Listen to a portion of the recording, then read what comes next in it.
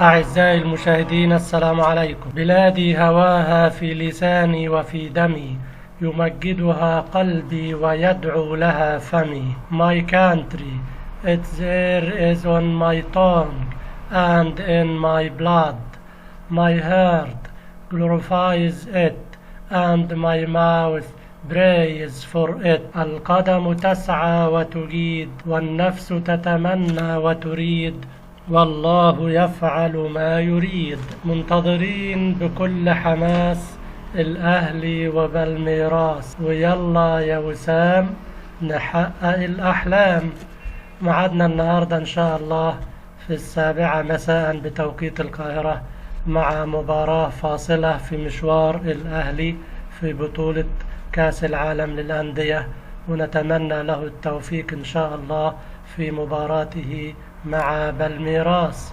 والأهلي بمن حضر، لا يهمه من غاب أو اعتذر، ومعدنه بيظهر وقت الخطر.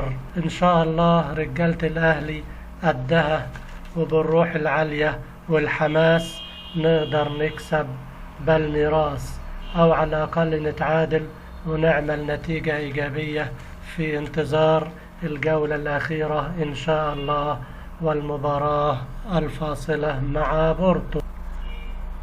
بالأمس استمتعنا بالمباراة الكبيرة بين الهلال والريال في أمريكا، وفي عز النهار سطع الهلال وبدأ المشوار، وأعلنها نجوم الهلال مش جايين نتصور مع نجوم الريال، بالعكس تحت شعار الند للند كان لاعب الهلال على الميعاد، وقدموا سيمفونية رائعة مع مدربهم الجديد إنزاجي، اللي أدار المباراة بخبرة وقدر يتعادل مع ريال مدريد في بداية مشواره. والريال بكل نجومه ما قدروش على ياسين بونو، وتشابي جنونه. وفي النهاية بنقول لهم يلا يا أبطال نقفل صفحة الريال ونستعد لسالزبورج عشان نحقق الآمال. فرحنا نبدأ بقى من النهاردة نجهز لمباراة سالزبورج اللي هتكون إن شاء الله خطوة في طريق التأهل. وزي ما قلت في فيديو الأمس إن أنا بتوقع إن الهلال يوصل إلى مدى بعيد في هذه البطولة، وكنا بنقول إنه نتمنى يصعد كتاني المجموعة، لكن إن شاء الله يقدروا يصعدوا كأول المجموعة. وأنا بحذر لاعبي الهلال من الثقة الزايدة، بالعكس شفنا سالزبورج امبارح عمل مباراة كبيرة وقدر يغلب باتشوكا 2-1 واحتل دلوقتي قمة المجموعة.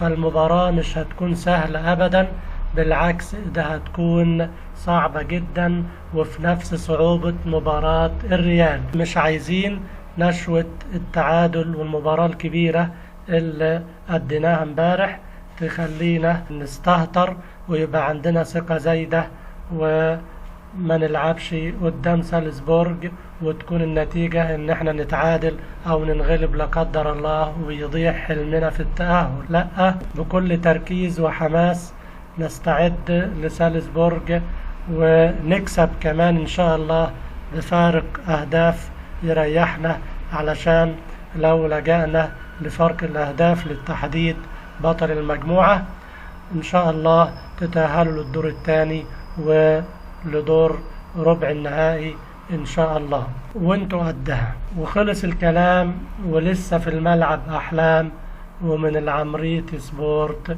بقدم لكم احلى سلام. واللي ما اشتركش في القناة لحد دلوقتي يشترك، واشوفكم في فيديو قادم، والسلام عليكم.